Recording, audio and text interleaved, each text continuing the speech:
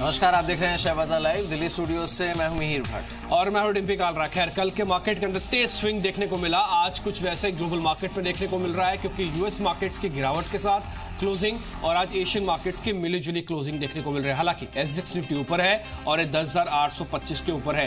पहले कुछ ट्रिगर्स देखते हैं और उसके बाद फिर आगे बढ़ेंगे, आज की रणनीति बनाएंगे। खैर, आज सबसे इंपॉर्टेंट बात तो यह है कि आज निफ्टी का जितना भी कैपिटल है उसका आधा मार्केट कैप का 6 कंपनियां नतीजे लेके आने वाली हैं, तो ये मार्केट का ट्रेंड डिसाइडर हो सकती हैं। इसके अलावा GST दरों को में कुछ राहत मिली है। ये बैठक के बारे में हम लगातार आपको कल भी बता रहे थे। रियल एस्टेट पे आज कुछ असर देखने को मिल सकता है और कई ऐसे प्रोडक्ट भी हैं जिसपे अब दरें कम हुई हैं।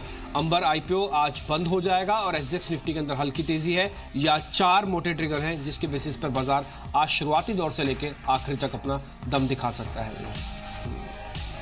बिल्कुल, लेकिन देखिए, कल इंडियन मार्केट्स में जो बढ़त थी उसके बाद आज एशियन क्यूज अगर आप देखें तो है तो हरे निशान में और SGX निफ्टी भी हरे निशान में है। लेकिन ये ज़रूर है कि कुछ हद तक अपसाइड थोड़ी कैप्ड रहेगी। कल के मार्केट में भी हमने ये देखा और रुझान जो है आज भी मार्केट के लिए वो कुछ इसी तरह का है। हालांकि कमजोरी का मार्केट नहीं है, इसे शॉर्ट करने के बारे में अभी भी नहीं सोच सकते। लेकिन ये ज़रूर है कि जो दायरा है मार्केट का, अब क्योंकि मार्केट और ऊपर चला गया है तो जो दायरा है वो थोड़ा सा कंप्रेस हो गया है। यानी 10,690, 10,700 ये एक ऐसा लेवल है जहां पर निफ्टी सपोर्ट लेगा और इसने रिस्पेक्ट की भी है इस सपोर्ट लेवल को। लेकिन अपसाइड जो है 10,850 से 10,900 ये जो दायरा है इसके बीच में हो सकता है कि निफ्टी को सेलिंग देखने को मिले। और इसीलिए आपकी जो रणनीति है वो थोड़ी सी हैवी वेट्स पर सेंसिटिव रहनी चाहिए, बिकॉज जो छोटे मझोले स्टॉक्स हैं उसमें हो सकता है कि गिरावट बढ़े। अब ज़रूरी नहीं है कि पूरा इंडेक्स ही नीचे और तेज़ी से आए, क्योंकि ऑलरेडी 2 दिन में हम देख चुके हैं ये हुआ है। लेकिन स्टॉक स्पेसिफिक तेज करेक्शन कई स्टॉक्स में, मिड कैप्स में देखने को मिल सकता है, जहां पर अच्छी खासी मजबूती हमने देखी थी या फिर अच्छा खासा रनअप देखा था। लेकिन रणनीति आपकी यही होनी चाहिए कि अगर कोई अच्छी गिरावट कहीं पर आपको मिलती है, शार्प करेक्शन देखने को मिलता है, तो वहां पर आपको खरीदारी करनी चाहिए। ये सेल ऑन राइज मार्केट नहीं है। फिलहाल आपको बाय ऑन डिप्स की रणनीति अपनानी चाहिए। ठीक है, फिलहाल बाइंग ऑन डिप्स की रणनीति हो, कुछ छोटे मझोले शेयर्स पर ज्यादा ध्यान हो। अगर गिरावट आती है तो संभल कर ट्रेड करने का दिन होगा आज। वैसे भी 6 बड़ी कंपनीज के जब नतीजे हो तो आप इन्हीं इर्द गिर्द रहिए, थोड़ा बड़ी कंपनीज के, छोटे कंपनीज में मार्केट के प्रेशर में ना फंस जाएं आप। अब एक बार जरा FIs और DIs का कामकाज भी देख लेते हैं, उन्होंने कल कैसे कामकाज किया है। अगर आप FIs का ट्रेड देखेंगे कल के सेशन में, क्योंकि हमने नए टारगेट भी अचीव किए, नए हिट कर रहे हैं हम लेवल, तो अब रकम बड़ी आ गई। 1890 करोड़ रुपए की प्लस खरीदारी है FIs की तरफ से। ये कई दिनों के कंसोलिडेशन के बाद कल एक बड़ा चंक हमने देखने को मिला। ये हर उस लेवल पे बड़े चंक की इंपॉर्टेंस बढ़ जाती है जहां पर आप रिकॉर्ड स्तरों पर है या फिर डीप थोड़ा आपको कट मिल गया हो। तो इसलिए कल का सेशन और आज के सेशन में FIs का जो आंकड़ा है ये काफी अहम रहेगा, ये मार्केट को सपोर्ट करेगा। दूसरा, इंडेक्स ऑप्शन, ये बिल्कुल लिक्विडेट नहीं हो रहा है। इसके अंदर कहीं भी ज्यादा बाइंग देखने को नहीं मिल रही, नहीं ज्यादा सेलिंग देखने को मिल रही है। एक छोटी सी रेंज में फंस गया है, जहां 2000 का आंकड़ा आता है वहां सिर्फ 200 का आंकड़ा है, इसलिए कुछ ज्यादा इंपॉर्टेंस नहीं है। एक और चीज आपने नोटिस की होगी, ठीक बजट से पहले स्टॉक स्पेसिफिक जो चर्निंग होती है वो आपको दिख रही है FIs के कामकाज में भी। अमूमन स्टॉक फ्यूचर्स के अंदर हम 100, 125, 150 करोड़ का आंकड़ा देखते हैं, लेकिन कल 1841 करोड़ रुपए का आंकड़ा यहां पे भी दिखा। तो कैश में बाइंग और स्टॉक्स फ्यूचर में बाइंग, ये इंडिकेट कर रहा है कि मार्केट के अंदर स्टॉक स्पेसिफिक चर्निंग ज्यादा है। ये तो कल FIs के ट्रेड से भी मिहिर हमको देखने को मिल रहा है। जी बिल्कुल। चलिए, इस बीच किरण जादव हमारे साथ जुड़ेंगे, उनसे हम बात करेंगे। लेकिन हाँ, ये ज़रूर है कि आज ये जो 6 कंपनीज हैं और इनके जो नतीजे आने वाले हैं, ये बाजार, निफ्टी, सेंसेक्स, इन सभी की दिशा तय कर सकता है। यहाँ से लेकर बजट तक का जो रनअप देखने को मिलेगा, क्योंकि एक तरीके से ये कहा जा सकता है कि आज नतीजों का सिक्सर है निफ्टी में। Reliance Industries, ITC, HDFC bank, इनके नतीजे हैं और साथ ही Kotak Mahindra bank, HCL tech और विप्रो, इनके भी नतीजे हैं। तो खैर चलिए, HCL टेक, विप्रो पर ज्यादा कंसर्न नहीं है, लेकिन ये जो पहला स्टैक था रिलायंस, ITC और HDFC बैंक, इनके जो नतीजे हैं ये बाजार पर हावी रहेंगे। और वो इसलिए क्योंकि ये इंडेक्स को चला भी सकते हैं, गिरा भी सकते हैं कंसोलिडेट भी करा सकते हैं। कल भी ऐसे ही हो रहा था, आईटीसी और एचडीएफसी ने काफी हद तक मार्केट को सपोर्ट किया था। हालांकि रिलायंस इंडस्ट्रीज ज्यादा मूव नहीं दे रहा था, लेकिन हाँ आईटीसी और एचडीएफसी कल दोनों ही अच्छा मोमेंटम वाले प्लेयर थे। अब मेरे साथ जरा दो मेहमान आज के जुड़ चुके हैं, उनसे एक बार पहले व्यू ले लेते हैं निफ्टी का और उसके बाद फिर इन नंबर्स पे बातचीत करेंगे। किरण, शुक्रिया पहले तो समय देने के लिए। इस समय मार्केट के अंदर ट्रेड कैसे लें? जैसे मिहिर भी कह रहे हैं कि बाइंग ऑन डिप्स का मार्केट है, लेकिन ये डिप की रेंज क्या, ये पुल बैक की रेंज क्या, और सौदे भर भर के ले या फिर थोड़ा एवरेज करते हुए थोड़ा संभल कर चले, कैसे ट्रेड होना चाहिए आज का दिन? Very good morning Dimpy ji. Morning sir. मेरा मानना है ये है कि मार्केट में वोलेटिलिटी बढ़ती देखने को मिलेगी। जिस तरीके से हमने कल ऊपर से आखिरी 2 घंटे में जो बिकवाली देखी या सेल ऑफ देखा, वो बहुत इंपॉर्टेंट था। तो ऊपर में अच्छी खासी 10,860 10,880 में वापस एक बार बहुत बड़ा रेजिस्टेंस रहेगा। वैसे ही 10,700 के पास आपको अच्छे खासे डिमांड देखने को मिलेगी। तो अगर थोड़ा से फ्लैट खुलते हैं और थोड़े से नीचे चलते हैं तो बाय करके ही चलना चाहिए। मोमेंटम स्ट्रांग है। कल एक जो फ्रेश लॉन्ग्स आए थे, उनकी लॉन्ग कवरिंग की वजह से हम नीचे आए। मुझे नहीं लगता कि बहुत सारी सेलिंग देखने को मिली, बल्कि अगर आप सेकंड रन काउंटर्स में देखेंगे उधर सेलिंग देखने को मिली। पर इंडेक्स वाइज मुझे लगता है अभी भी निचले स्तरों से अच्छी खासी बाइंग देखने को मिल जानी चाहिए। इंपॉर्टेंट है मीर। और साथ ही मैं एक चीज और जोड़ दूं इसी के साथ, क्योंकि इंडेक्स में काफी हद तक आपके लिए क्लियर हो जाएगा, वह 10,800 की कॉल और एक बार 11,000 की कॉल, ये दोनों आप एक बार दिखा सकते हैं। एक्चुअली 10,800 की कॉल के अंदर कहीं भी कोई भी सेलिंग का प्रेशर नहीं दिख रहा है। कल भी आप देखिए, भले हमने प्रीमियम थोड़ा शेड किया, लेकिन इसने कहीं भी सेलिंग का सिग्नल नहीं दिया आपको। तो ये 10,000 की कॉल 10,800 की कॉल बहुत इंपॉर्टेंट है। अब आते हैं 11,000 पे, जहां हमको पहुंचना है अगर बजट से पहले मार्केट का मोमेंटम रहता है। यहां पर आके आपको थोड़ा सा कन्विक्शन दिखाना होगा वापस। एक तो इसका वैसे भी प्रीमियम कम है, 25 तारीख की डेरिवेटिव एक्सपायरी है, ट्रेड के हिसाब से सिर्फ 4-5 दिन ही हमारे पास बाकी रह गए हैं। तो इस कॉल से अगर एक बार आप रुकना चाहें तो रुकेगा। अगर आप इंडेक्स में ट्रेड करना है तो 10,800 सबसे बेहतर होगा आज के ट्रेड करने के लिए। मिहिर और किरण दोनों का भी यही व्यू है कि किसी भी डिप में एक बार देखा जा सकता है बाजार को पुल बैक का ट्रेड बनेगा। हाँ, देखिए ये तो है, पुल बैक तो देखने को मिलेगा यहाँ पर। और साथ ही आपको ये भी नहीं भूलना चाहिए कि जो हम कल बात कर रहे थे कि देखिए इस तरह की गिरावट में बुल मार्केट में होता क्या है, बजट उम्मीद के मुताबिक आया या फिर जो डर है बाजार को, चाहे वो LTCG हो या फिर short term capital gains tax की विंडो बढ़ाने की बात हो या फिर बहुत ज्यादा पॉपुलिस्ट बजट आने की बात, ये सारे ऐसे ट्रिगर्स हैं या फिर डर है जिससे बाजार डरा हुआ है। अगर ऐसा कुछ भी नहीं हुआ तो हो सकता है कि यही 10,800 आपको लगे कि कल यहाँ पर ले लेना चाहिए था जब मिल रहा था तब, क्योंकि हो सकता है तब आपको 11,200 पे लेना पड़े इंडेक्स। या फिर ये भी हो सकता है कि अगर ये चीजें हो गई और आज आप लेकर बैठ गए 10,800 तो आपको पता चला कल मिलेगा 10,500 पे, जहां पर बड़ा स्ट्रॉन्ग सपोर्ट है। तो फिलहाल ना इसीलिए मार्केट थोड़ा वेट एंड वॉच मोड में है, लेकिन जो पोजीशंस हैं आपकी, and if you have stomach, तो आपको इसे अपसेट करने की फिलहाल कोई जरूरत नहीं दिखती बाजार। ठीक है, ट्रेलिंग स्टॉप लॉस एक टूल होगा, उसका जरूर इस्तेमाल कीजिए। अगर आपके पास कोई भी पोजीशन है 850 से 900 तक का दायरा लगता है कि ठीक बजट से पहले आ जाएगा, कल भी दर्शन तो हो गए थे, आज फिर से हो सकते हैं पुल बैक के अंदर, या फिर कल तक मिल जाए आपको, तो थोड़ा संभल कर ट्रेड करें, पुल बैक का सौदा है। अच्छा किरण, आज का सबसे ज्यादा कन्विक्शन वाला शेयर कौन सा आपका कैश का? मैं उसके बाद नतीजों वाले शेयर्स पे आऊंगा। सबसे ज्यादा कैश का कन्विक्शन वाला शेयर जहां पे हमको सौदा लेना ही लेना है। दीपक नाइट्राइट रहेगा। मुझे लगता है कि इधर काफी अच्छे चार्ट पैटर्न बनके नजर आ रहे हैं और वैसे भी लॉन्ग टर्म चार्ट्स बहुत स्ट्रांग है, डिलीवरी मार्किंग बहुत स्ट्रांग देखने को मिल रही है, हर लेवल्स पे बाइंग होती नजर आ रही है। तो आज के सत्र में मुझे लगता है कि स्टॉप लॉस रहेगा 276, जो कि बहुत नजदीक है करंट लेवल से। 278 एग्रेसिव ट्रेडर है तो, और टारगेट्स के लिए 300-305 के लेवल्स आज कैजुअली देखने को मिल जाने चाहिए। ठीक है, एक बार दीपक नाइट्रेट पे आप ध्यान रख सकते हैं। वैसे भी बजट वाला शेयर है, मेथनॉल से जुड़ा हुआ शेयर है, और इस बार सरकार अगर DBT लेके आती है तो उससे भी जुड़ा हुआ शेयर है। तो काफी सारे ट्रिगर्स भी हैं, शेयर का स्ट्रक्चर अच्छा है। 276 का लगाया स्टॉप लॉस, 300 के ऊपर रखें टारगेट। दीपक नाइट्रेट का आज सौदा खड़ा किया जा सकता है। किरण की आज की सबसे ज्यादा कन्विक्शन वाली कॉल है। अब मेरे साथ एंजल ब्रोकिंग से मयूरेश जुड़ चुके हैं। मयूरेश, अभी आप अपने क्लाइंट्स को राय क्या दे रहे हैं? जैसे हमको तो जितना समझ में आ रहा है कि मार्केट के अंदर जो अंडरटोन करंट है वो तो कहीं फ्यूज नहीं हुआ, वो तो उल्टा बकायदा तेज है। ये मार्केट बजट से पहले 11,000 समझे सर, पोजीशंस रख सकते हैं ना, कोई दिक्कत तो नहीं? मॉर्निंग डिम्पी जी, मेरे ख्याल से आई थिंक कोई डीप गैश मार्केट में मैं देख नहीं रहा हूँ at this point of time. और जितने भी I think macro data points है, क्रूड की आप बात करें या जो भी आई थिंक डेवलपमेंट्स हो रही है, मेरे ख्याल से I think market is climbing the wall of worries, liquidity काफ़ी स्ट्रॉन्ग है और इसकी वजह से आई थिंक जो मार्केट का अंडरटोन है, आपने राइटफुली कहा, आई थिंक एक बुलिश अंडरटोन ही है। तो आई थिंक गिरावट में और वॉलेटिलिटी में अगर अच्छे मजौले शेयर मिलते हैं, गुड क्वालिटी शेयर, इस लार्ज कैप में से हो या मिड कैप में से हो, मेरे ख्याल से एक अपॉर्चुनिटी बनती है लॉन्ग टर्म इन्वेस्टर्स के लिए who probably miss the rally to start accumulating in a staggered way.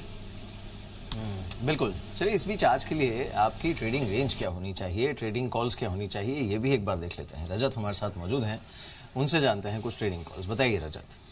Securities की पहली कॉल आई है पेनेशिया बायो पे, आप इस पे नजर रख सकते हैं। स्ट्रक्चर ठीक है आज के लिए। मैं आपके पास आ रहा हूँ रजत, शायद आपके कुछ माइक में प्रॉब्लम है, कोई बात नहीं। मयूरेश, आपका कन्विक्शन वाला शेयर जिसमें आपको लगता हो कि सबसे तेज अच्छा मोमेंटम बन सकता है 1-2 दिन, 4 दिन, 5 दिन तक भी, वो शेयर कौन सा है? मेरे ख्याल से Dimpy, I think mid cap IT से जो साइंट ने कल नंबर्स पोस्ट किए थे, आई थिंक अनुमान से काफ़ी बेहतर थे। अगर हम डॉलर ग्रोथ की बात करें तो dollar growth was quite better, क्योंकि अनुमान यही लगाए जा रहे थे कि dollar growth quarter on quarter D grow होगी। सेकंड, आई थिंक जो मैनेजमेंट ने कन्विक्शन के साथ कहा है कि जिनका रन रेट है वो मेंटेन करेंगे डबल डिजिट्स में इन डॉलर टर्म्स। हालांकि उनके जो 2 क्लाइंट्स हैं वो कंसोलिडेशन फेज में है या मर्जर स्टेज में है, इसके बावजूद I think margin expansion along with I think strong cash flows इनकी कैश पोजीशन को भी काफ़ी तगड़ा कर देगी अगले 102 सालों में। जो इनका डिज़ाइन एंड मैन्युफैक्चरिंग है, जो आई थिंक 10 से 11% कंट्रीब्यूट करता है, वो शायद 70% ग्रो कर सकता है विद स्ट्रॉन्ग ऑर्डर एग्जीक्यूशन। और Q4 में आई थिंक और ज़ोरदार नतीजों में I think you can probably assume DLF to contribute. तो मेरे ख्याल से I think even from a valuation perspective stock is not too expensive. So Cyient और जो मिड कैप आईटी का फेवर है वो शायद ये स्टॉक कंटिन्यू करे।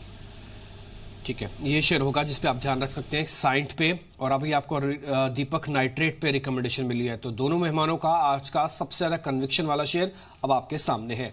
अब कुछ और ट्रेडिंग कॉल्स का भी इंतजार होगा। रजत है हमारे साथ बताने के लिए, बताएं रजत अब आप। जी बिल्कुल, पेनेशिया बायो होगा पहला शेयर जो एक्सिस सिक्योरिटीज के रडार पर है और यहाँ पर तेजी बन सकती है, इनका कहना है। 273 से 276 ये टारगेट होगा और स्टॉप लॉस 262 का लगाना होगा। और एक स्टॉक है यूपीएल, देखिए केमिकल स्टॉक्स इसमें वैसे ही एक्शन में, और यूपीएल कल अच्छी इनफैक्ट पकड़ रख रहा था बाजार पे, गिरते बाजार में।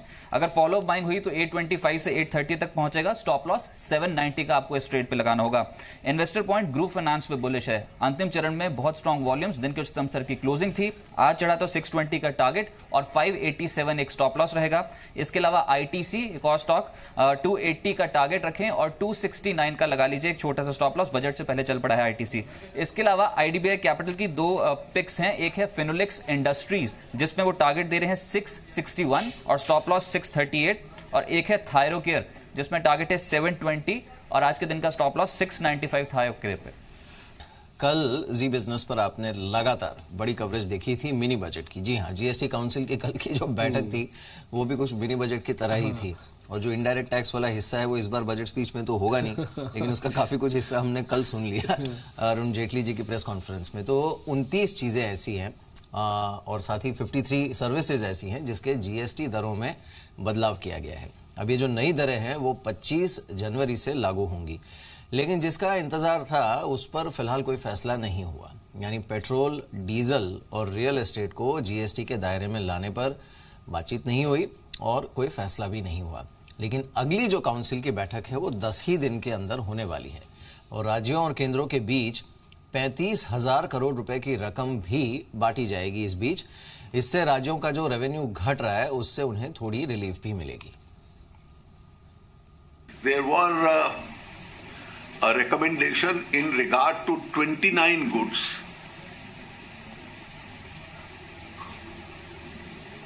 and 54 categories of services. In the services, there were some categories which were actually explanatory in nature. So these 29 goods and eventually 53 categories of services were accepted, and the new rates for these will all come into force from the 25th of January this month. Petroleum की कीमतें जिस तरह से बढ़ रही है, GST को petroleum के दायरे में लाने की बात हो रही है, क्या इस पर चर्चा हुई? देखिए, आज वो आइटम आया नहीं, लेकिन संभवतः अगली मीटिंग में इन जो आइटम्स जीएसटी के बाहर हैं उन पे चर्चा होने की संभावना है। The composition scheme was seriously discussed, and the collections in regard to the composition schemes was a matter of concern. ठीक है, तो सरकार को कुछ अहम फैसले लेने हैं, कुछ फैसले ले लिए गए, लेकिन ठीक बजट से पहले कितनी राहत है, जरा आलोक से समझ लेते हैं। आलोक का ये कितनी राहत समझे कल की बैठक से? बिल्कुल, देखिए, जीएसटी की बैठक में जो राहत मिली है वो करीब 29 वस्तुओं पर और 53 सेवाओं पर राहत मिली है। 29 वस्तुओं में अगर हम बात करें तो खासतौर से जो पुरानी गाड़ियां हैं उसमें महंगी भी गाड़ियां हैं, एसयूवी वगैरह वाली गाड़ियां भी हैं और छोटी गाड़ियां भी हैं। तो जो महंगी गाड़ियां हैं उस पर से 28% से घटाकर 18% कर दिया गया है, जबकि जो छोटी गाड़ियां हैं, अगर पुरानी गाड़ी आप खरीदते हैं तो उसमें जो उसका जीएसटी रेट है 28% से घटाकर उसको 12% कर दिया गया है। तो ये बड़ी राहत है। इसके अलावा अगर बात करें तो जो बायोडीजल से चलने वाली पब्लिक ट्रांसपोर्ट में इस्तेमाल होने वाली बसेज हैं उस पर भी जीएसटी रेट 28% से घटाकर 18% कर दिया गया है। इसके अलावा जो कमी की गई है वो 18% से जो 12% में कमी की गई है उसमें चॉकलेट इस्तेमाल होने वाली चीजें हैं घरों में। इसके अलावा जो 20 लीटर की पानी की बोतलें हैं और साथ ही साथ बायोडीजल है, इसको भी 18% से घटाकर 12% किया गया है। साथ ही साथ अगर देखें तो जो कृषि में इस्तेमाल होने वाली चीजें जैसे स्प्रिंकल्स होती हैं, स्प्रे होती हैं, उसको भी 18% से घटाकर 12% किया गया है। तो ये काफी एक राहत की बात है। इसके अलावा अगर देखें तो जो एक बड़ी राहत हुई है 18% से घटाकर 5% में जिन आइटम्स को किया गया है उसमें मेहंदी पाउडर है, हल्दी जो इमली का पाउडर है वो है, और साथ ही साथ जो अगर हम बात करें तो जो घरों में इस्तेमाल होने वाले एलपीजी सिलेंडर होते हैं उस पर भी जो जीएसटी दर है 18% से घटाकर 5% कर दिया गया है। तो एक बड़ी राहत है ये। और साथ ही साथ जो सर्विसेज हैं उसमें खासतौर से अगर बात करें तो जो सरकार की तरफ से जो प्रधानमंत्री आवास योजना है या 18 लाख से कम के जो मकान हैं वहां पर भी सर्विसेज में बदलाव किया गया है। हालांकि उसके फाइन प्रिंट अभी तक नहीं आए हैं कि उसमें कितना बदलाव किया गया है, यानी कि सस्ते घर खरीदना आपके लिए सस्ता हो जाएगा, जीएसटी रेट उसका कम हो जाएगा। तो ये मेजर जो आज चेंजेस हुए हैं जीएसटी दरों में ये यही है, और 29 आइटम और 53 सेवाओं पर जीएसटी की दरों में बदलाव किया गया। और खासतौर से इंपॉर्टेंट ये है कि हीरा जो कि प्रेशियस स्टोन पर जिस पर अभी तक 3% जीएसटी लग रहा था उसको घटाकर 0.25% कर दिया गया है। ठीक है, ये कुछ एक ऐसी चीजें इसका असर होगा। एक दो कंपनी जरा नोट कीजिएगा, Praj industries, M&M, Dhanuka, Ryle's India, ये 4 ऐसी कंपनियां जिसपे सीधा इस एक्शन देखने को मिलेगा। फर्टिलाइजर कंपनियां और साथ ही गीतांजलि जेम्स, ये कुछ एक और कंपनियां जो इस कल जीएसटी की जो बैठक खत्म हुई है इसका असर आज पॉजिटिव देखने को मिल सकता है। खैर, कुछ खबरों वाले शेयर्स भी हैं और अंचल मेरे सहयोगी भी मेरे साथ जुड़ चुके हैं बताने के लिए। बताएं अंचल, आज की खबरें क्या हैं? शुक्रिया डिम्पी। आज के लिए कहीं ना कहीं सबसे ज्यादा फोकस पे तो आज भारती एयरटेल ही रहेगा। नंबर्स आए हैं भारतीय एयरटेल के कल बाजार बंद होने के बाद और एक वीक सेट ऑफ नंबर्स रहे हैं। पहले तो कंपनी का मुनाफा 343 करोड़ से घट के 306 करोड़ रहा है और साथ ही जो आय है उस पर ही प्रेशर देखने को मिला है। लेकिन आज अगर शेयर पे दबाव होगा उसका सबसे बड़ा कारण होगा कंपनी के आरपूस जो एवरेज रेवेन्यू पर यूजर है। उम्मीद की जा रही थी 145 रुपीज से घट के 129 रुपीज रह सकते हैं, लेकिन उसके मुकाबले 123 रुपीज के आरपू आए, तो यानी उम्मीद से ज्यादा गिरे हैं आरपू, तो वो डेंटिंग फैक्टर होगा आज के सत्र में। कंपनी के मार्जिन अगर आप देखें तो डेफिनेटली बढ़कर दिखेंगे 36.7% से 37.3%, लेकिन ये सिर्फ और सिर्फ एक कैलकुलेशन की वजह से है कि कंपनी के मार्जिन बढ़ रहे हैं। अदरवाइज ऑपरेटिंग फ्रंट पे अभी प्रेशर जारी है। हाँ, अफ्रीकन कारोबार सुधरा जरूर है लेकिन इंडियन कारोबार से प्रेशर आ रहा है, स्पेशली वॉइस कारोबार से, क्योंकि हेवी डिस्काउंट्स का इंपैक्ट है। खर्च में भी आ रहा है, लेकिन इस बीच एसएल टेक के नतीजे आए हैं। एक बार वो मैं दर्शकों को बता दूं, एसएल टेक के जो नंबर है उसमें मुनाफा दिखाया है 2070 करोड़ रुपए का। ये बहुत इंपॉर्टेंट है इस समय मुनाफे की फिगर, और अभी तक के सिर्फ प्रॉफिट की फिगर ही है और इस बेसिस पर तो ये कहा जा सकता है कि हाँ नंबर्स ठीक है यहाँ पे। और मुनाफे की रकम अभी 2070 करोड़ रुपए की आई है। अभी आय की फिगर, मार्जिन्स की फिगर, गाइडेंस हालांकि कंपनी नहीं देती है, लेकिन हाँ फिर भी जो ट्राजेक्ट्री बताएगी करेंसी की उससे काफी तक समझा जा सकता है। तो मुनाफा 2070 करोड़ रुपए का एचसीएल टेक का यहाँ पे देखने को मिल रहा है। तो शुरुआती दौर पर जो नंबर सिर्फ मुनाफे के आए हैं ये ज्यादा खराब तो नहीं लग रहे, ज्यादा डेंटिंग तो नहीं लग रहे। कल की क्लोजिंग ठीक है और आज के नंबर शुरुआती तौर पर जो प्रॉफिटेबिलिटी के हैं वो ठीक ही नजर आ रहे हैं। मयूरेश, इतना ही एक्सपेक्टेड था क्या 2070 करोड़ आपकी तरफ से भी? हाँ लगभग। तो I think not overly perturbed bottom line से, लेकिन आई थिंक जो डॉलर रेवेन्यू ग्रोथ होगी वो देखना बहुत अहम होगा। और दूसरी अहम की बात होगी आई थिंक जो कांस्टेंट करेंसी का इन्होंने गाइडेंस दिया था 10.5 to 12.5, ऑर्गेनिकली कितना ग्रो कर पाते हैं, क्योंकि ऑर्गेनिकली आई थिंक कहीं ना कहीं कंपनी स्ट्रगल कर रही थी। So that is going to be one important discussion in the management commentary.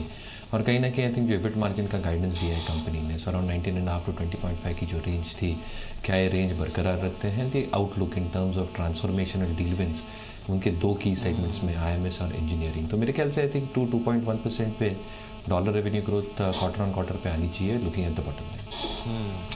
खैर इन्होंने जो गाइडेंस दी थी कंपनी ने साथ ही ये भी कहा हुआ था पहले ही कि जो इनके ऑपरेटिंग मार्जिन्स हैं वो 19.5 से 20.5% के बीच में रह सकते हैं। और साथ ही जो कांस्टेंट करेंसी टर्म्स में अगर हम देखें तो जो रेवेन्यू ग्रोथ है वो 10.5 से 12.5% के बीच में रह सकती है। तो अब ये देखना होगा कि कंपनी इसमें क्या कोई बदलाव कांस्टेंट करेंसी टर्म्स में करना चाहती है या नहीं। लेकिन प्राइमा फेसी अगर हम देखें तो जिस तरह के नंबर्स आए हैं, क्योंकि जो अनुमान था वो 2170 करोड़ के आसपास का था, लेकिन जो आया है वो 2070 करोड़ के आसपास आया है। तो जो गाइडेंस है उसे मेंटेन किया गया है। FY18 के लिए जो गाइडेंस है दैट हैज बीन मेंटेन, लेकिन जो बॉटम लाइन है उसे हल्का सा ड्रॉप देखा गया है। अंचल है हमारे साथ। अंचल बताइए क्या है हाइलाइट्स? बिल्कुल मीर, आपने सही कहा। देखिए अनुमान था 2170 करोड़ के आसपास का मुनाफा रहने का, उससे हल्की कम डेफिनेटली बॉटम लाइन आई है, कंपनी का मुनाफा है। जहां तक रही बात रेवेन्यूज की, अगर आप क्वार्टर ऑन क्वार्टर बेसिस पे कंपेयर करें 12,433 करोड़ से इस बारी रेवेन्यूज बढ़ के 12,809 करोड़ रहे। ये भी हमारा अनुमान था 12,950 करोड़। तो करीब करीब 100-150 करोड़ जो रेवेन्यू ने मिस किया है मीर, वही चीज सीधे सीधे मुनाफे में भी दिख रही है। ऑपरेटिंग फ्रंट पे भी अगर आप देखें तो नंबर्स सेम ट्रेजेक्ट्री में, स्लाइटली बिलो एस्टिमेट्स हैं, लेकिन अच्छी चीज ये है गाइडेंस को बदला नहीं है। इस बारी के मार्जिन्स कहीं ना कहीं मोर और लेस इन लाइन है, ठीक ठाक क्लाइंट एडिशंस हैं। हाँ, इन्फोसिस टीसीएस की तरह उतने एग्रेसिव क्लाइंट एडिशंस नहीं है इस बारी। घरेलू कारोबार पे थोड़ा प्रेशर जरूर दिखा है, लेकिन अदरवाइज एक अच्छी चीज ये है कि इन्होंने अपनी गाइडेंस को चेंज नहीं किया। और वो गोइंग अहेड ये डेफिनेटली श्योर शॉट कहता है कि Q4 एक रिवाइवल क्वार्टर रहेगा, बिकॉज ऑलरेडी Q3 में आईटी कंपनी के नंबर्स थोड़े वीक रहते हैं। हाँ, अब क्रिटिकल हो जाएगा कि कंपनी की कितना इंपैक्ट क्रॉस करेंसी से आगे एस्टिमेट कर रहे हैं, बिकॉज रुपया अब मूव कर रहा है और उसका इंपैक्ट अब कितना Q4 में आता है वो मैनेजमेंट कमेंट्री में सुनना बेहद जरूरी होगा। ठीक है, एक और इम्पोर्टेंट चीज भी है कि 2 रुपए का डिविडेंड भी इन्होंने डिक्लेयर किया। और जिस मार्जिन्स की बात अभी आपको मैं ही बता रही थी कि FY18 में ऑपरेटिंग मार्जिन्स की जो गाइडेंस है वो ब्रैकेट जो है 19 से 20 का है। इस बार जो एबिट मार्जिन उन्होंने दिया है, कामकाजी मार्जिन जिसको हम कहते हैं, वो करीब 22 से 23% के आसपास का है। तो ये ठीक है, क्वार्टरली बेसिस पर भी मार्जिन की पिक्चर तो ज्यादा खराब डिस्टर्बिंग नहीं लग रही है। तो नंबर प्राइमा फेसी उतने डिस्टर्बिंग नहीं है। हाँ ठीक है, इन लाइन कह सकते हैं मोटे तौर पर, अगर सब चीजों को हम कंसोलिडेट कर दें तो एक बार इन लाइन नंबर्स है। एक बार किरण स्ट्रक्चर देख के बताएंगे आज शुरुआती दौर पे अगर गिर गया तो कहां पे बेस है, चल गया तो कहां पे रेजिस्टेंस है? जून जुलाई 2017 से हमने देखा है, 2016 से सॉरी, हमने देखा है कि एक असेंडिंग चैनल में ये ट्रेड कर रहा है। हम higher end of the channel है और टेक्निकली एक 2 दिन पहले हमने एक 940-945 का जो अहम रेजिस्टेंस था उसको क्रॉस किया है। तो ये जो 940-45 का रेंज है यही एक अच्छा सपोर्ट बन के नजर आना चाहिए। अगर ये 940 नहीं टूटता है और इधर से ही सपोर्ट लेता है तो मेरा मानना है कि आते दिनों में हम पॉजिटिव डाइवर्जेंसी देख रहे हैं। तो मेरा मानना है कि 1000-1050 तक की जाने की उम्मीद इस स्टॉक में है। ठीक है, 1050 तक जा सकता है। आप एक काम कीजिए, आज 945 का स्टॉप लॉस लगाइए। जिनके पास सौदे खड़े हैं और जिनको खड़े करने हैं वो भी चाहे तो एक बार अगर ज्यादा गैप के साथ ना खुले 945 का स्टॉप लॉस रखिए। नंबर ज्यादा डिस्टर्बिंग तो नहीं लग रहे हैं और देखने में ऐसा लग रहा है कि शायद हो सकता है फ्लैट टू पॉजिटिव ही आज ये खोले एचसीएल टेक। देखिए यही लग रहा है यहाँ पर। अब हो सकता है कि शायद टीसीएस या इन्फोसिस की तर्ज पर यहाँ पर कोई स्ट्रॉन्ग टर्न अराउंड का इंडिकेशन नहीं हो, बट ये टिपिकली थोड़ा ट्रेलिंग मोमेंटम में ही चलता है। अगर हम टीसीएस या इन्फोसिस से तुलना करें तो उस लिहाज से कम डिसअपॉइंटमेंट नहीं है यहाँ पर तो जो है, लेकिन नजर ऑब्वियसली रहेगी रिलायंस पर या फिर HDFC बैंक पर या फिर ITC पर। और वहां पे क्या होता है वो देखना होगा। लेकिन हाँ, जो ओवरऑल रुझान देखने को मिला है और क्योंकि गाइडेंस मेंटेन की गई है तो मुझे नहीं लगता कि इसमें कोई अपसेटिंग इस समय कम से कम ट्रिगर मार्केट को मिलेगा। तो HCL टेक के नंबर्स अभी आए हैं और कम से कम आज निफ्टी की 6 कंपनीज में से पहला जो नतीजा आया है उसमें बाजार के पास अपसेट होने के लिए कोई खास वजह नहीं है। लेकिन नजर होगी बाजार की रिलायंस इंडस्ट्रीज और ITC और साथ ही HDFC बैंक इनके नतीजों पर। हमारे साथ संदीप हैं, सबसे पहले तो ये बताने के लिए कि रिलायंस और ITC इसके नतीजों से उम्मीद क्या है, बताइए संदीप। चलिए संदीप, हम आपके पास लौट कर आएंगे, लेकिन मयूरेश, आपको लगता है कि ये जो रिजल्ट्स हैं उससे कोई खास जो ट्रैजेक्टरी है रिलायंस की या फिर ITC की वो चेंज हो सकती है? ऑडियो नहीं जा रहा क्या? पूछ क्या हुआ? आई थिंक जो रिलायंस के नंबर्स आएंगे, आई थिंक दो अहम मुद्दे होंगे। आई थिंक जो ग्रॉस रिफाइनिंग मार्जिन है, क्योंकि सिंगापुर GRM $7.3 प्रति बैरल पे सेटल हुए थे पिछले क्वार्टर्स में, और जो GRMs रिलायंस पोस्ट करता है compare to Singapore GRMs is at least at a PM of $4.5 per barrel. तो कहीं ना कहीं आई थिंक 11.3 11.8 के बीच में GRMs आने की उम्मीद है, and that will be very very strong performance. दूसरा आई थिंक जिनका पेट्रोल का कारोबार है, जैसे ऑफ गैस क्रैकर कमीशनिंग होगी है और कहीं ना कहीं एथिलीन का प्रोडक्शन चालू होगा लॉन्ग विद इम्पोर्ट और रिटेल, जो नाफ्ता को आई थिंक रिप्लेस करेगा। आपके समझ तक नहीं आ रही मयूरेश प्रॉपरली, एक बार देखना होगा वापस रिलायंस पे। अभी व्यू भी आपके सामने रखेंगे, एक बार नंबर्स भी आपके सामने मैं वापस रख देता हूं, उसके बाद फिर मयूरेश से एक बार रणनीति पूछेंगे क्योंकि आवाज में थोड़ी प्रॉब्लम थी। संदीप बताएं जरा नंबर्स कैसे हैं, जरा संक्षेप में बताइएगा। देखिए जो आय है वो करीब 15% बढ़ती हुई दिखेगी, क्योंकि रिफाइनिंग और पेटकेम दोनों के वॉल्यूम्स इस बार बढ़ सकते हैं।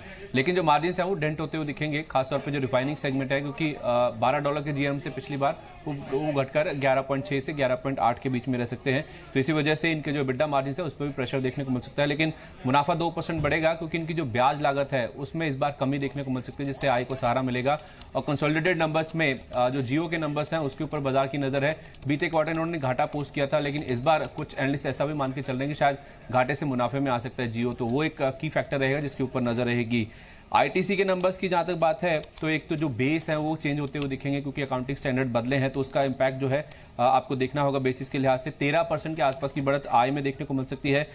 इस बार इनका जो सिगरेट वॉल्यूम वो करीब 3% गिर सकता है, कोई प्राइस हाइक भी नहीं लिया था, तो इस सेगमेंट से कुछ खास अच्छे प्रदर्शन की उम्मीद है। लेकिन जो बाकी सेगमेंट्स है, इसमें होटल है, पेपर है, ये जो सेगमेंट्स है काफी अच्छे इस बार परफॉर्म करते हुए दिखेंगे। लेकिन उसके बावजूद भी मुनाफा महज 8.5% ही बढ़ेगा, क्योंकि इनकी जो टैक्स भुगतान है उसमें करीब 20 से 25% के आसपास की बढ़त देखने को मिल सकती है, जिस वजह से महज 8.5% ही मुनाफा बढ़ेगा। तो सिगरेट की सेल्स कितनी डिप होती है वॉल्यूम, और उसके साथ साथ टैक्स भुगतान कितना बढ़ता है, ये दो की फैक्टर्स रहेंगे। ठीक है, मार्केट के अंदर आज का दिन थोड़ा ठीक रह सकता है, कल हल्का हालांकि हो सकता है कल की तरह आपको स्विंग मिले, लेकिन SGX निफ्टी जो 830 दिखा रहा है ना, ये फिर से थोड़ा सा जोश भर रहा है कि मार्केट के अंदर कुछ ज्यादा दिक्कत तो नहीं दिख रही है। आज 6 कंपनीज के नंबर्स में से एक नंबर आ चुके हैं HCL टेक, उस पर आपको पूरा नंबर्स पता लग गया, रणनीति पता लगी कैसे ट्रेड करना है। कुछ और नंबर्स की बात कर रहे हैं, रिलायंस इंडस्ट्रीज, ITC और HDFC।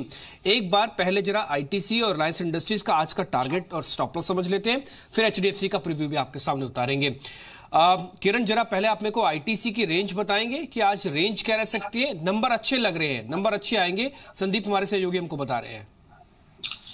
देखिए डिम्पी जी, एक बहुत बड़े रेंज, बहुत बड़े कंसोलिडेशन के साथ ये स्टॉक उछलता नजर आ रहा है। एक छोटा सा trend reversal price pattern extreme short term charts में भी देखने को मिल रहा है। तो कुल मिला के एक अच्छा पॉजिटिव डाइवर्जेंस देखने को मिल रहा है, जो कि ये स्टॉक को ऊपर ले जा सकता है। तो मेरा मानना है कि इस स्टॉक को 280 to 290 के लेवल शॉर्ट टर्म में देखने को मिल जाने चाहिए, और अगर ट्रेडिंग व्यू है तो 280 के लेवल्स कैजुअली आज देखने को मिल जाने चाहिए। इधर मेरा स्टॉप लॉस करीबन 270 के करीब रहेगा, और मूव पॉजिटिव ही देखने को मिल जानी चाहिए। ठीक है, एक अच्छा नोट है, ITC पे आप जरूर ध्यान रखें। कल भी हमने आपको एक ऑप्शन का सौदा भी बताया था कि 280 के ऊपर की कोई भी कॉल आप एक बार देख सकते हैं। ITC आज नंबर अच्छे दिखाएगा, किरण की कन्विक्शन काम कर रही है, यहाँ पे कह रहे हैं कि सौदे में खड़ा हुआ जा सकता है। अब जरा एक बार HDFC का प्रीव्यू देख लें, फिर रिलायंस और HDFC दोनों के बारे में मयूर से समझ लेंगे। अंचल बताएं, HDFC बैंक के नंबर कैसे आ रहे हैं? बिल्कुल डिम्पी, अगर आप एनआई की बात करें 21-21.5% के करीब एनआई बढ़ सकती है। लोन ग्रोथ अच्छी रही है, ऑलमोस्ट 27% की लोन ग्रोथ की उम्मीद की जा रही है, तो कहीं ना कहीं इस बारी बैंक के जो नेट इंटरेस्ट इनकम्स हैं वो स्ट्रांग रहेंगी। लेकिन जहां तक रही बात प्रोविजनिंग की, क्वार्टर ऑन क्वार्टर बेसिस पे बेशक प्रोविजनिंग एक हाई बेस की वजह से कम हो रही है, 25-25.5% घटने का अनुमान है क्वार्टर ऑन क्वार्टर बेसिस पे, लेकिन वाई पे अभी भी प्रोविजनिंग काफी ज्यादा है और वो चीज थोड़ा दिक्कत डाल सकती है कंपनी के मुनाफे में। इसीलिए उम्मीद की जा रही है महज 19% के करीब ही मुनाफा बढ़ता हुआ दिखेगा।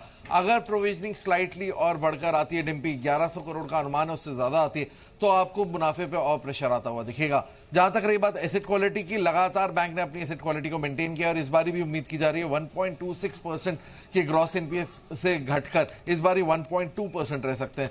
तो अब क्रिटिकल फैक्टर इस बारी के नंबर्स पे प्रोविजनिंग का आंकड़ा रहेगा। 1100 करोड़ से कम रहा तो अच्छे मुनाफे का फिगर को देखेंगे और अगर ज्यादा रहा तो मुनाफे पे और प्रेशर दिखेगा। कुल मिला के प्रोविजनिंग पर ही ध्यान रखें।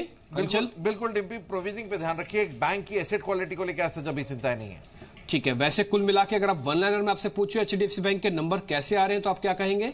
अच्छे नंबर आएंगे, अच्छे नंबर आ सकते हैं। ठीक है, नंबर अच्छे आएंगे, लेकिन प्रोविजनिंग पर ध्यान रखिएगा।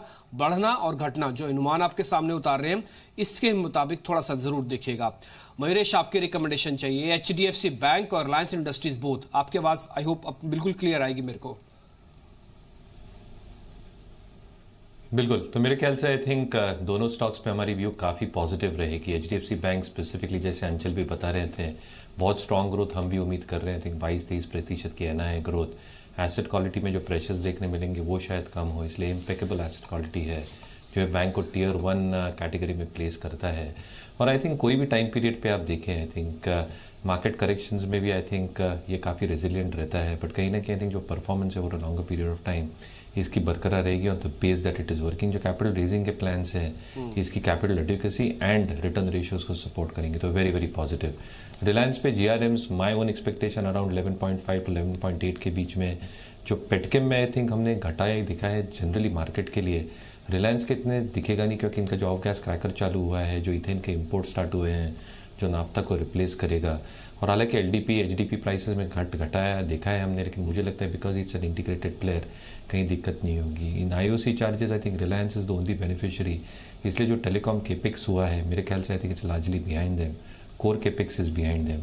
जैसे कैपेसिटीज रिफाइनिंग पेटकेम की स्टार्ट होंगी, जो सो टेलीकॉम का रेवेन्यूज आई थिंक अक्रीशन देने लग जाएगा बैलेंस शीट पे, आरओईज इंप्रूव होंगी। So very very positive on Reliance as well and HDFC bank. And clear disclaimer, ये दोनों स्टॉक हमारे पोर्टफोलियो में है। ठीक है, चलिए दोनों पोर्टफोलियो में है, दोनों पे व्यू तो अभी तक बुलिश ही नजर आ रहा है। मयूरेश का थोड़ा ध्यान देखिए, आज जब ट्रेड करें अनुमान आपके सामने दिन भर उतारते रहेंगे जब तक इसके नंबर्स नहीं आएंगे। अब जरा एक दो स्पेसिफिक शेयर देख लेते हैं। आप न्यूज है एक एलेम्बिक फार्मा, आप किरण देखें जरा, जल्दी देखना होगा आपको क्योंकि 23 जनवरी को इसकी एक बोर्ड की बैठक है, उसमें ना बायबैक पर विचार होगा। पता नहीं प्राइसिंग क्या रहने वाली है, लेकिन यह शेयर आज चल सकता है शायद थोड़ा। एलेम्बिक का व्यू दीजिए जरा आप। एलेम्बिक फार्मा में मुझे लगता है कि इधर से अपसाइड ही देखने को मिल जाना चाहिए।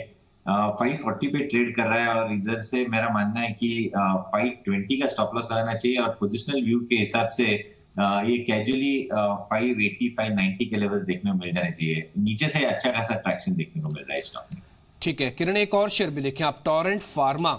यहाँ पे बायो फार्मा कॉर्पोरेशन के साथ इन्होंने कुछ अधिग्रहण किया है। अमेरिका की कंपनी है जिसको इन्होंने बाय कर लिया है। एक कल अच्छी क्लोजिंग भी देखा गया है। आज क्या करना चाहिए इसमें? फ्रेश निवेशक को भी, जिनका पुराना पड़ा उनको भी? नहीं, दोनों को होल्ड ही करने के लिए सलाह होगी। लॉन्ग टर्म चार्ट बहुत ही स्ट्रांग है और एक अच्छा बेस करीबन 1200 के करीब बनता नजर आ रहा है और उसके बाद हमने एक अच्छा ट्रैक्शन देखा कि ये 1430 के ओर चलता नजर आ रहा है। पिछले 3-4 ट्रेडिंग सेशन से अच्छे वॉल्यूम्स के साथ ये स्टॉक ऊपर चल रहा है। मेरा मानना है कि पोजिशनल हिसाब से ये 1650 से 1700 की तैयारी होती नजर आ रही है और नीचे में आपका स्टॉप लॉस 1390 का रहेगा, तो रिस्क टू रिवॉर्ड रेशियो में भी काफी अच्छा देखने को मिल रहा है। ये डेफिनेटली बाय कैटेगरी का है और ये डिलीवरी मार्किंग का कोर पोर्टफोलियो में होना चाहिए फार्मा सेक्टर। आज आपको किरण ने एक दीपक नाइट्रेट बताया था, उसके नंबर्स अच्छे आए हैं। 170% मुनाफा बढ़ा है, अबेटा मार्जिन भी करीब 68% और वैसे मार्जिन भी 10 से सीधा 14 हो गए हैं। तो दीपक नाइट्रेट आज का एक कन्विक्शन वाला शेयर भी होगा। मेरे साथ सुमित बागड़िया भी जुड़ चुके हैं। सुमित, भारतीय एयरटेल के भी नंबर आए, नंबर ने तो निराश किया है। मुनाफा घट गया, 306 करोड़ हो गया। मार्जिन के अंदर हालांकि थोड़ी बढ़ोतरी हुई है लेकिन ज्यादा कन्विंसिंग नहीं है। आज भारतीय एयरटेल पे कितना डेंट आप देखते हैं? नंबर्स उतने ठीक नहीं है जो मार्केट एक्सपेक्ट कर रहा था।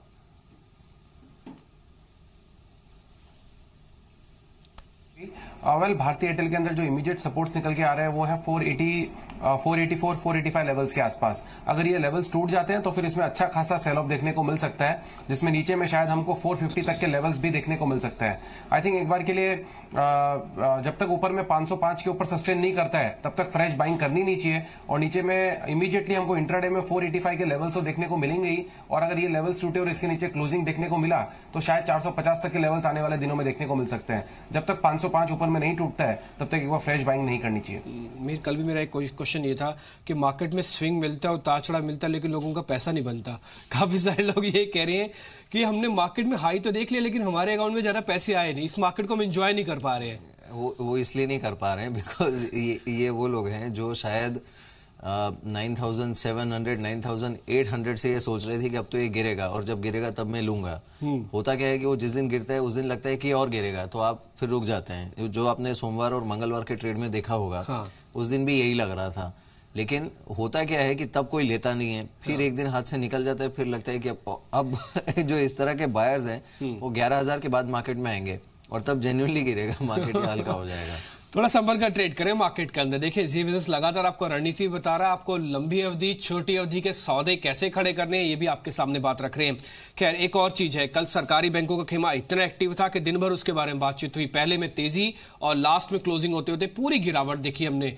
आज मयूरेश ये सरकारी बैंकों में मूव क्या रहने वाला है, पुल बैक का मूव है या कल की जो प्रॉफिट बुकिंग है ये कंटिन्यू हो गया आज सरकारी बैंकों में फिर से?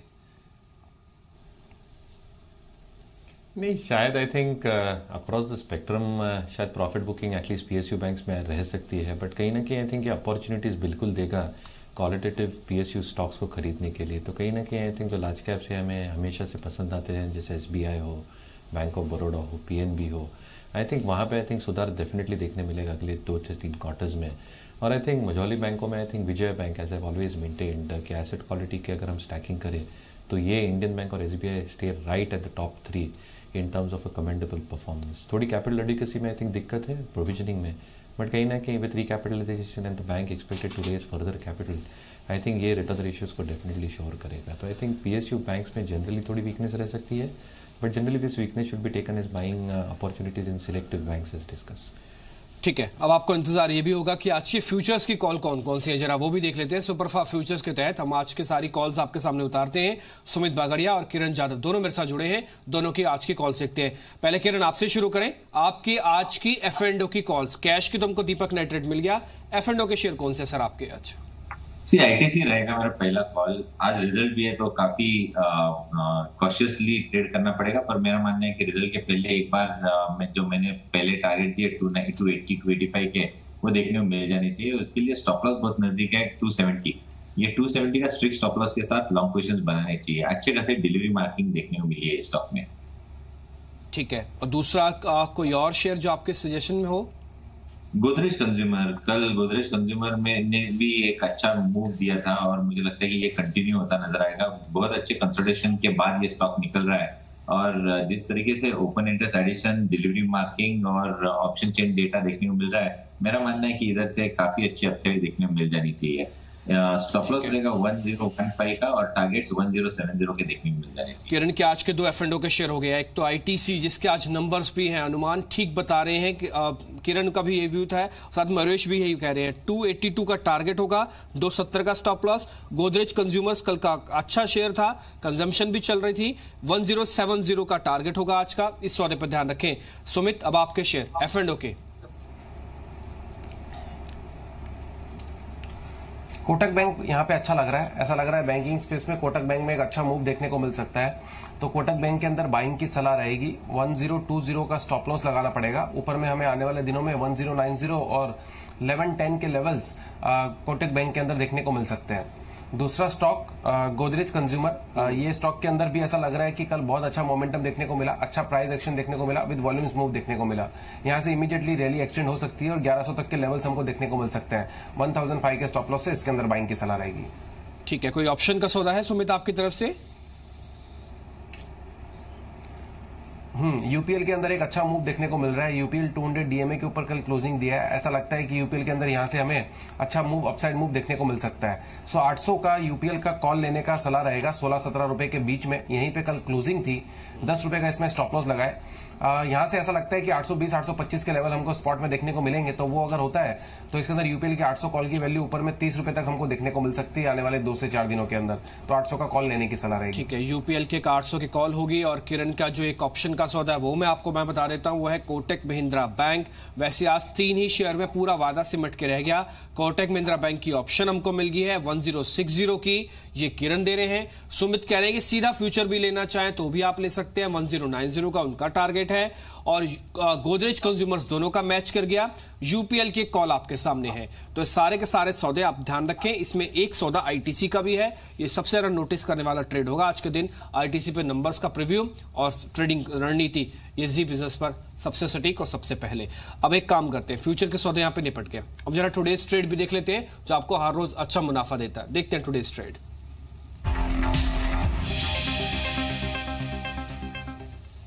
बताएं रजत, आज का सौदा। बिल्कुल, जुबिलेंट लाइफ साइंसेज होगा जिसपे खरीदारी की जा सकती है। देखिए यहाँ पर ट्रिगर है, एक तो जीएसटी काउंसिल की जो बैठक हुई ना, उस पे बायो पेस्टिसाइड्स पे जो जीएसटी दरें घटाई गई हैं, वो इस कंपनी के लिए एक बेनिफिट बन सकता है। वैसे तो कंपनी इंजेक्टिबल्स और लाइफ साइंसेज कारोबार पे अच्छे नतीजे कंपनी ने पोस्ट किए, लेकिन अब ये देखिए जो एनवायरमेंटल क्लियरेंस मिली थी, अभी हाल फिलहाल की खबर है कि एनवायरमेंटल क्लियरेंस मिली थी इस कंपनी को 250 करोड़ के प्रोजेक्ट जो कंपनी भरूच में लगाने जा रही है।